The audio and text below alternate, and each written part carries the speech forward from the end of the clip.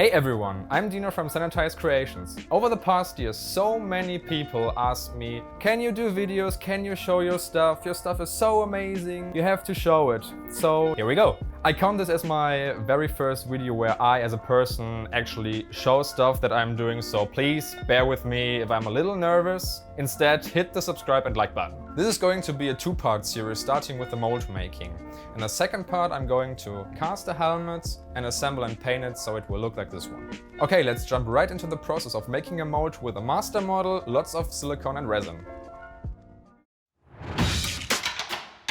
In the first step, we divided the helmet with MDF wood. This reduces the tension of silicone during the demolding. Hello there. As you can see, we applied registration keys around the helmet so that the two silicone parts interlock. The first silicone coat should be applied very thin to ensure to capture all the details, especially the small ones. It even reduces the risk of trapped air bubbles within the coat. Once the silicone is cured, we start applying epoxy resin with fiberglass. 3 to 4 layers result in a good thickness of the mother mold. You should always wear a mask, not only because of corona, but this stuff can be really nasty.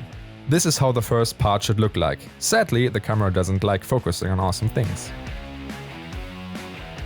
Now we repeat the same procedure on the back side. For that, we removed the wood, trimmed the edges of the fiberglass and smoothed everything out. This ensures a nice surface and no wounded hands, which I hate. Out of experience, no project ever is without blood.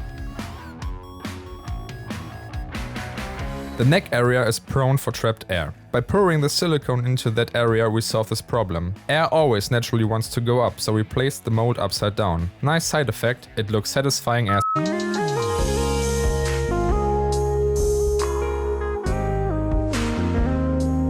Surely you noticed that the silicone always runs down. Thanks, gravity. For the thicker coats, I used a thickening agent to increase the thixotropy. Thixotropy is a time-dependent shear thinning property. Certain geles or fluids that are thick or viscous under static conditions will flow, become thinner, less viscous, over time when shaken, agitated, shear stressed, or otherwise stressed. Time-dependent viscosity.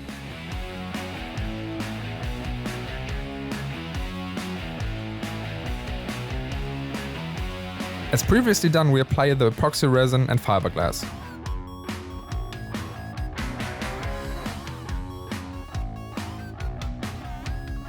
It is crucial to apply a release agent before, otherwise the resin will bind with the mother mold and we won't be able to separate them. Finally, we trimmed the excess fiberglass and smoothed everything out, my favorite part of course. With a spatula we carefully separated the two halves, as you can see. Although we used lots of mold release, it is still tricky to separate. Thankfully my good friend Tahoe helped me out.